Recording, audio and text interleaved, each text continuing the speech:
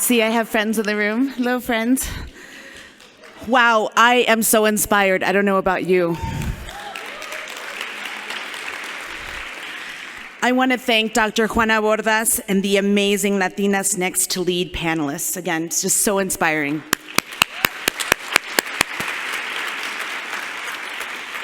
Buenos dias. I am Grace Lopez Ramirez. I'm the Senior Area Manager for Community and Local Government Affairs for Xcel Energy. At Xcel Energy, we are powered by our connection and partnerships with our community. Partnerships like the one we have with the Latino Community Foundation of Colorado. In 2022, just last year, our company and foundation alone contributed $3.1 million to nonprofits across the state. Thank you. And that's actually in addition to the $1.2 million our employees and retirees also contributed into our communities, bringing the total over $5 million. Last year alone, we volunteered 25,000 hours with over 2,500 volunteers and served 259 nonprofits across the state. Those volunteer hours were a $754,000 economic impact directly into our community. At Xcel, we believe in serving year-round, and currently our team sits on 153 community boards and donates 7,600 volunteer board hours per year on average. I am a proud board member myself of 3 organizations currently. Thank you. Such a pleasure to serve our community, isn't it? We are so proud to support and celebrate Latina Power at the summit today. Personally, for me, it is such a pleasure to see such an amazing group of mujeres poderosas in the room today. I have the pleasure to introduce you to another mujer poderosa, a remarkable individual, Celesté Martinez, who has dedicated herself to igniting joy through transformation. As an entrepreneur, her company, Celesté Alegría, provides life coaching, facilitation, and racial equity consultation. Her vision extends beyond individual empowerment. She consistently initiates community programs such as Confronting Anti-Blackness for Latinx and Chicanx, and the Reparations Network. She is a queer Chicana hailing from Santa Cruz, California, and has called Denver home for over a decade. Her journey is a testament to embracing the complexity of her identity as a mestiza and deeply rooted in her passion for social justice. Please help me welcome Celesté to the stage. Bienvenida.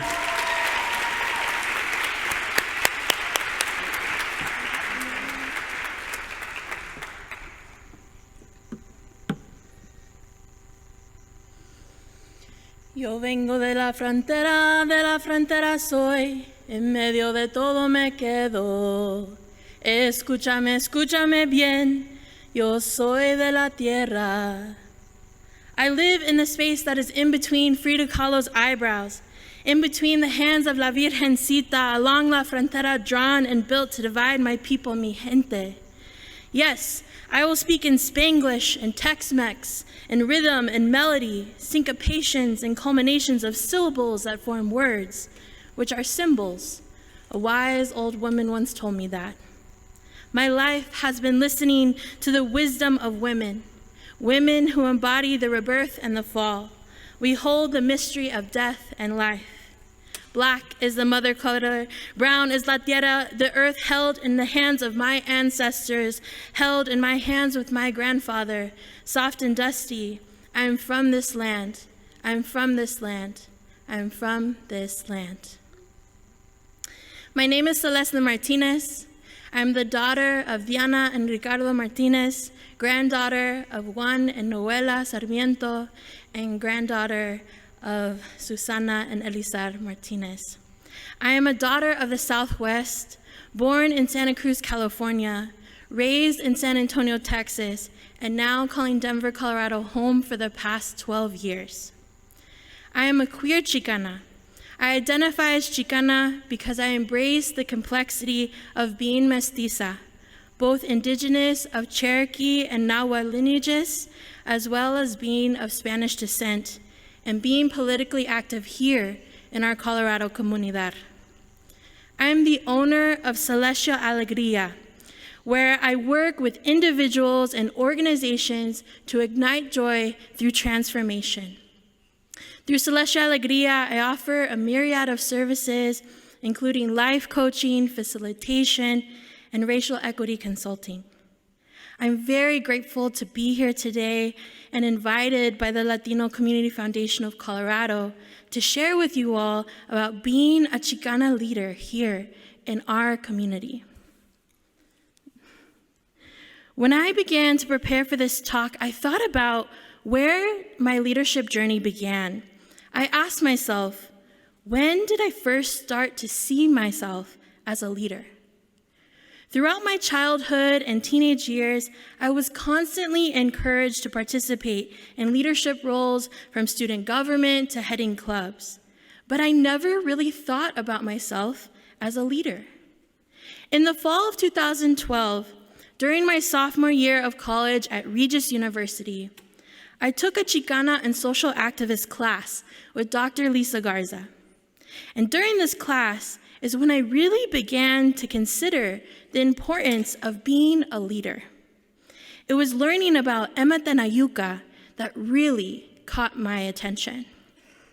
Emma Tenayuca was from San Antonio, Texas, and she organized the pecan sheller strike, which is ultimately why we now have an 8-hour workday.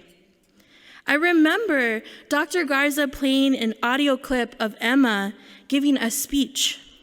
Her voice was soft, higher pitched, and I remember feeling this fuerza in her voice. Hearing her made me think of my own voice, which at that time sounded very similar. And learning about her contributions to workers' rights and social justice made me really think about my draw to social justice, especially the fight for immigrant rights. You see, my freshman year in 2011, Regis started an immigration campaign across the entire university.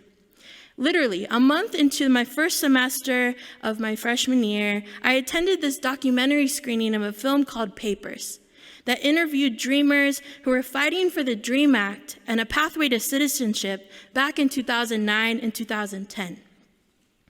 After the documentary, there was a panel where now my friend, Tania Valenzuela, shared about her experience of being an undocumented student and graduating from Regis just the semester before I arrived. She talked about the experience of fighting against her mother's deportation while she also had to turn in papers for class, and many other forms of violence that immigrant community continues to face now to this day. Her story deeply struck me because although I grew up in South Texas and the majority of my family lives close along the border in Falfurrias, immigration was not a part of my worldview as a Chicana, as a Tejana. It wasn't something that people were publicly talking about at that time, not in my community. And so I was surprised when I came to Denver and learned about all the injustice that was happening. And I knew that if Tanya and other undocumented people were facing so much violence and discrimination, this must be interconnected with the poverty and lack of access to basic needs that my familia along the border continues to face. I knew that I couldn't just sit on the sidelines. I had to do something. So I got involved in Regis's immigration campaign. I started to attend meetings, learn about local organizations and actions and policies fighting for immigrant rights in Colorado. And I spent the majority of that first year of college listening, learning. And I remember again that moment I heard Emma Tenayuca's voice in Dr. Garza's class, realizing that I could be bolder in my action, in the fight for immigrant rights, and in the fight for social justice. And even though I was a citizen, I could be a leader in this movement for immigrant rights, and that my privileges afforded to me because I am a citizen is extremely important as well. Shortly after that moment, maybe a couple of days or a couple of weeks, I can't remember exactly. I remember, though, that I picked up a megaphone to lead a chant in the quad of Regis for the very first time. I was nervous. The only times I'd had my voice amplified like that was when I was singing, because that's part of what I do. And I knew that this chant was important. And for the first time, I believed that my voice was important. I thought to myself, if Emma could lead a whole workload strike that changed the course of rights in this country, I could lead this chant.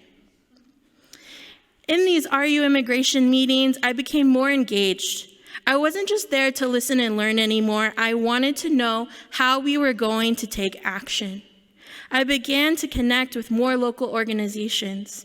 And around this time, too, I started to write poetry, going to open mics and attending poetry slams here in our Denver community. And these were ways I cultivated my voice. I realized it wasn't just my voice, but there were other skills and talents that I could lend to this fight for immigrant rights. By the fall of 2013, I became an engaged scholar activist with the Center for Service Learning. I was the first student to lead our immigration campaign, and I knew that it was important for me to bring others who were more directly impacted by immigration issues into my leadership team. And so I invited two of my compañeras to join me. They were both daughters of immigrants. They had mixed status families. They were first generation to go to college. And I knew this was important, again, because of the privileges I had as a citizen, coming from a family with generational access to citizenship, being second generation to go to college. And there are many decisions from this campaign that I should not make alone, but that we needed to make together. I knew the people closest to the issue should be the decision makers because they are the experts of their lived reality and experience. My role was really to facilitate, to share what decisions and opportunities were before us, and together in this small team, find meaningful ways that we could take action at Regis alongside the local immigrant rights movement in Colorado. Looking back on these early experiences, what I recognize now is I was tapping into my power, the capacity to act and create change. I was starting to believe that I could make a difference by being a leader, by being active and encouraging others to do the same in the fight for immigrant rights. While I wasn't an immigrant or undocumented, I understood that my liberation is bound up with those who are facing this oppression. And this continued to guide me as I got involved in other social justice efforts, especially that of racial justice and the movement for Black lives, and later campaigns fighting for economic and housing justice as well. La unión hace la fuerza. Together, we are stronger. To effect the change we need and want to see, no one person can do it alone. It takes many coming together, building shared power, and taking collective action together. Compas, before I move on to the next part of this talk, I have a few reflection questions for you. Do you see yourself as a leader? When do you hear power and passion in your voice? What are your gifts and talents? In sharing how I began to see myself as a leader, I realized that I said something really important. For a long time, even though I was encouraged to take on leadership roles throughout my entire life, I did not see myself as a leader. If you asked me when I was 19, learning about Emetenayuca, if I saw myself as a leader, the same me who was behind the megaphone leading chants, facilitating immigration campaign meetings at Regis, marching in the street, I probably would have told you no. And this brought me to reflect on why. Why didn't I see myself as a leader? And how did this shape my organizing and nonprofit career and now as the owner of my own business? Yo vengo de la frontera soy, en medio de todo me quedo. Escúchame, escúchame bien, yo soy de la tierra. Stop saying I am invisible, look me in the eye, see deep inside my complexity. Mira, I refuse to allow your presence to reduce me. Yes, I will call attention to the fact that we are different. Don't disregard my skin color, my sexuality, my history, my spirituality, my struggle, with your desire to make everything into a standard of what I ought to measure up to. I don't measure up. My insecurity comes from the pain of assimilation, the constant lie whispered in my ears and at times screamed in my face, you do not belong. Understand, I have fought to get here. I come from a people of resiliency, so don't disregard me. For yes, I'm here to speak my truth, that I do belong. Look at me, look at me, look at my humanity. Hold my life with sacredness. Understand you will not understand. The barriers that exist in this present state are the result of inequality, and we are not equal. We have not been for a long time. Thank you.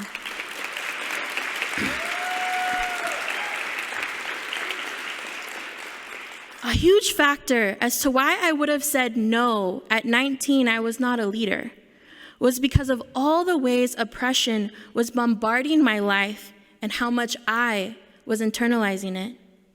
Yes, a part of my oppression came from white people as a young woman of color. Some of it came from straight people as a queer person. Of course, some of the oppression came from machismo. But most of the oppression I was experiencing was actually things I kept telling myself about who and how I should be. As a Chicana, I received a lot of messages growing up of what it meant to be a good brown woman, how I needed to put others before myself and my needs last, how I needed to endure through times of suffering and pain, how one of my main purposes in life was to eventually have children, how I needed to be mindful about how I behaved, especially around white men and people in authority, and how I needed to be someone who was subservient. These messages stood in my way because I was so preoccupied with being what I thought was a good brown woman.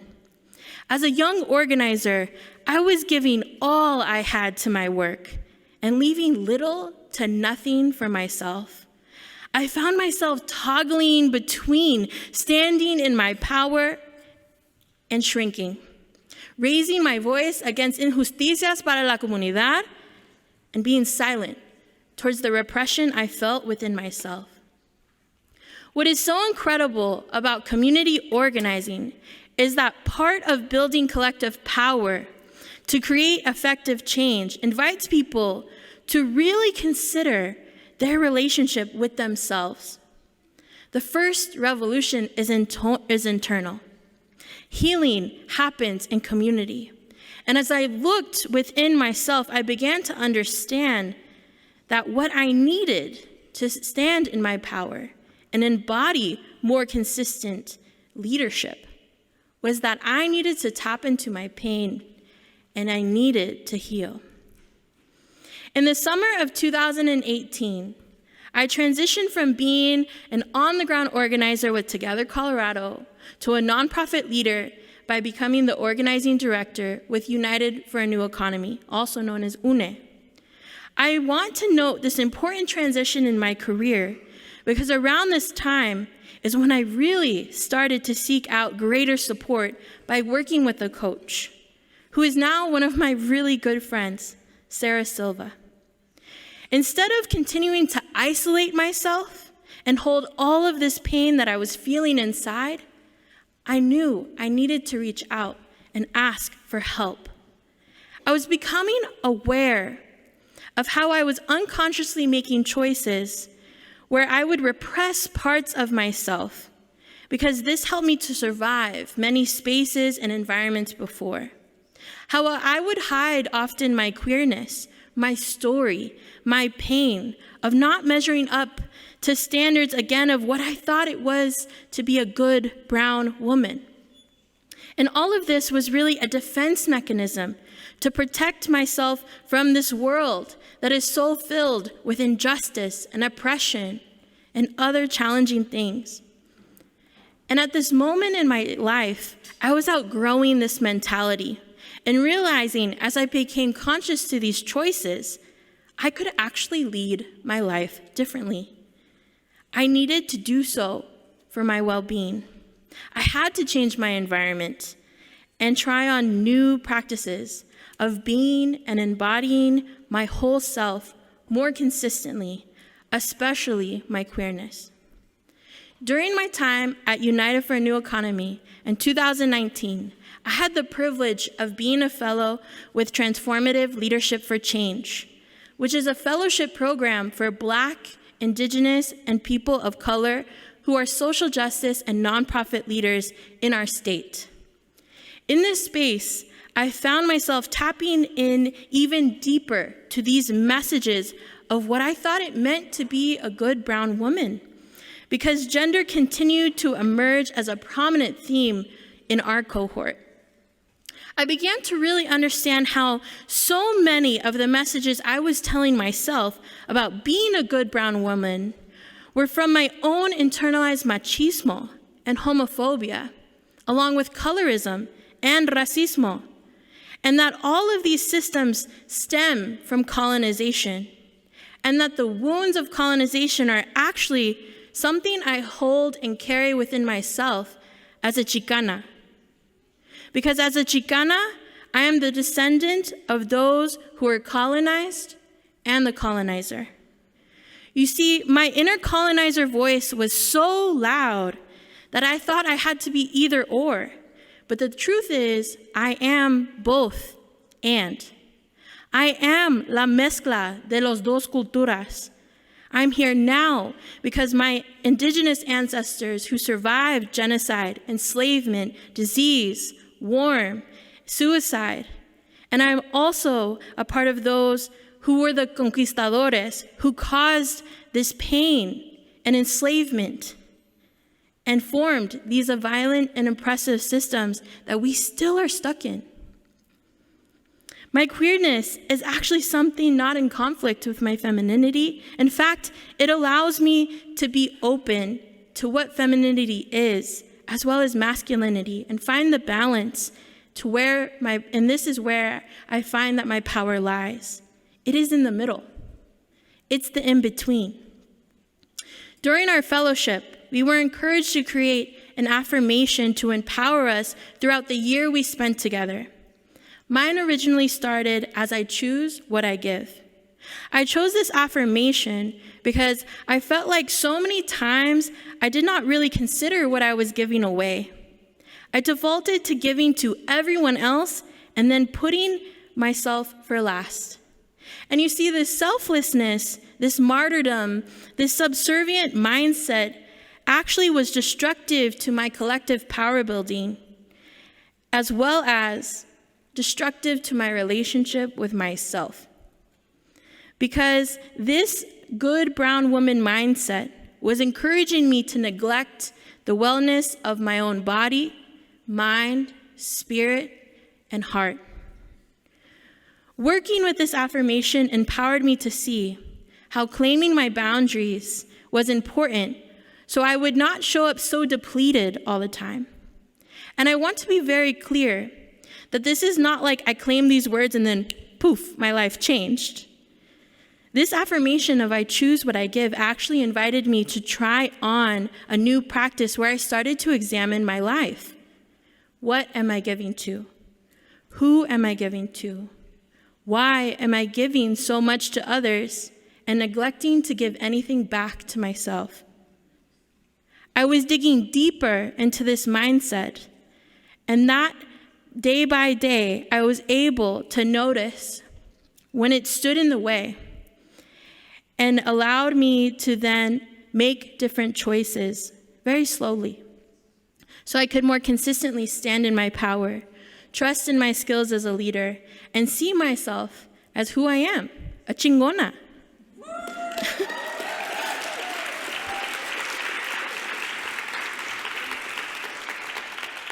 So, compas, I have a few more questions for you.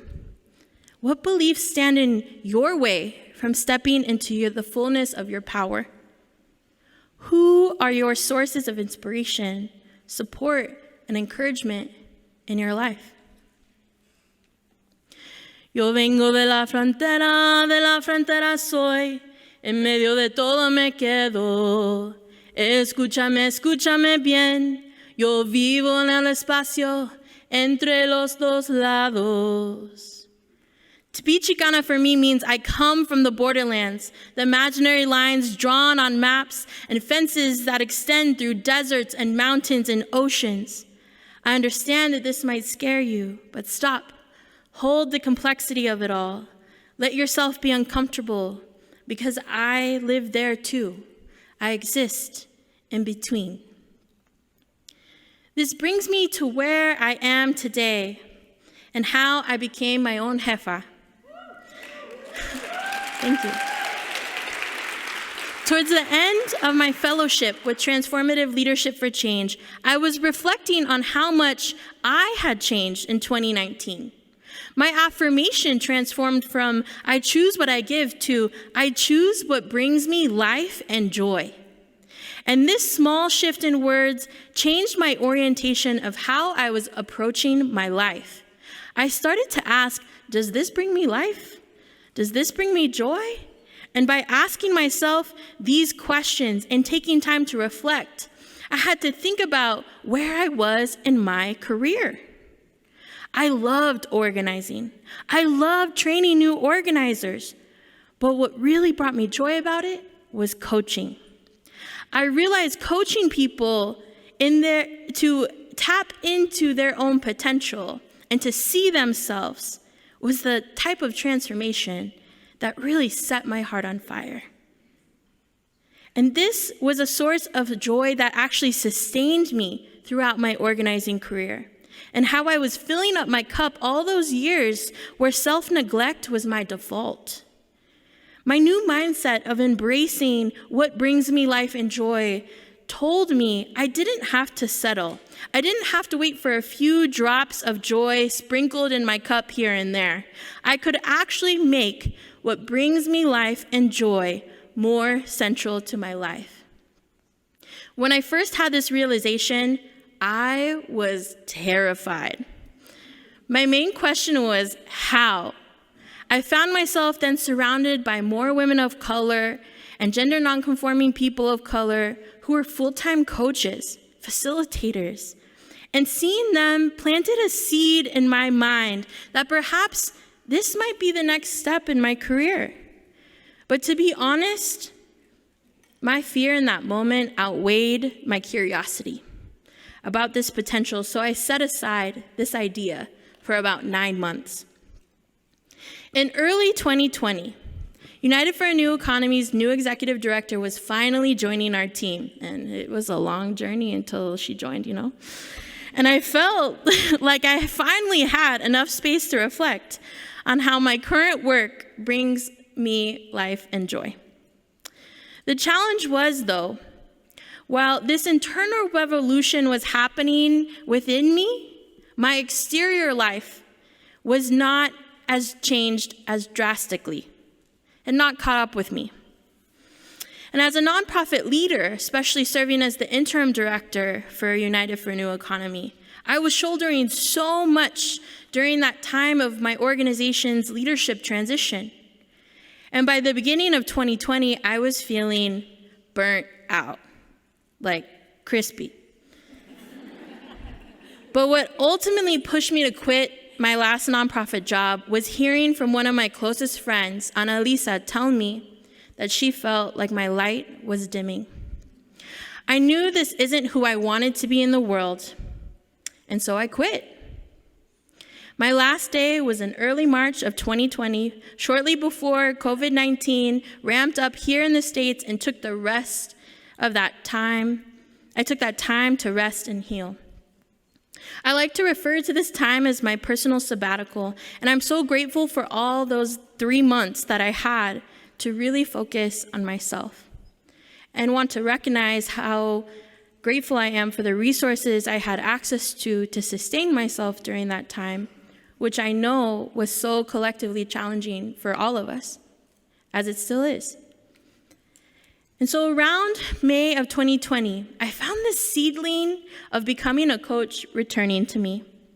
This time, I didn't let my fear limit my imagination, and I began to dream up what is possible. I called my good friend, Stephanie Gostin Paul, who had been a life coach for over 15 years by that time, and I told her how I wanted to center my next career move around joy and being a coach. She asked me when I wanted to publicly share my vision, because she's a coach. And so in that conversation, I set a date for June 10th, giving myself 6 weeks to build out my business plan and create the basic infrastructure I needed to launch. I found myself creating systems, checking items off my to-do list, getting creative on the marketing content I was going to put on Instagram. But where I kept getting stuck was when my self-doubt would show up. I kept thinking to myself, why am I starting a business in the middle of lockdown, in a pandemic? Will people really be interested in my offerings? Can I really be a coach? And I'm so grateful for the community I have in my life, because truly without them, I might have buried myself in excuses and let my self-doubt overtake me. Always, at the right moment, someone would call me and would ask me how I was doing. And as I got ready to launch, they would remind me of my gifts and remind me of who I really am. All the pieces came together, but more importantly, I began to understand creating a business centered on joy and what brings me life is what I needed in this era of my life to find more balance, to be more accountable to the transformational leader I had become, and that ultimately this draw was part of my greater life's purpose, to use my gifts to ignite joy through transformation as part of our collective healing. And this is how Celesté Alegría came to be. And I'm so proud that in these past 2 weeks to have celebrated 3 abundant years with my business. Thank you. What's so important to understand about my success of becoming my own Jefa is that my business is community made.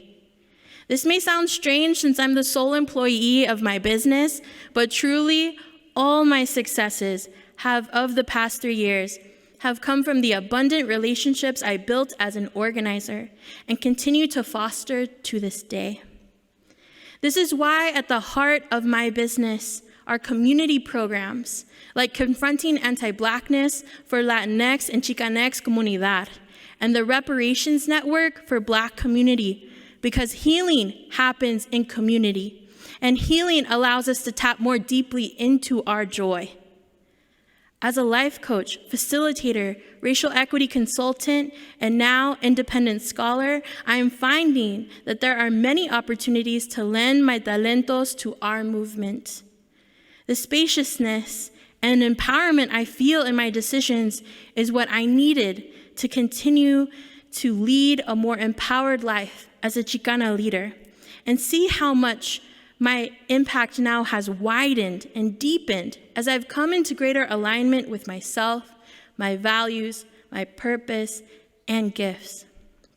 And compas, like I often tell my clients, I do not know the answers you need for your life or your organization, but you do. You already hold the wisdom. My role as a coach and facilitator is to hold up a mirror and to ask thoughtful questions so that you can see that wisdom within yourself. I hope from our time together today and from hearing my story that you know transformation is possible. And if it's something you want, you too can have that for your life as a leader. Te lo mereces. You deserve it. Tú vales mucho. You are so worth it. And if you need support on your journey, I'm here. In fact, my compañera Jenny Medrano and I are creating an intentional space for Latina women, femmes, and gender nonconforming people this fall to work through some of these gendered beliefs about femininity that hold us back, called myths of mujeres.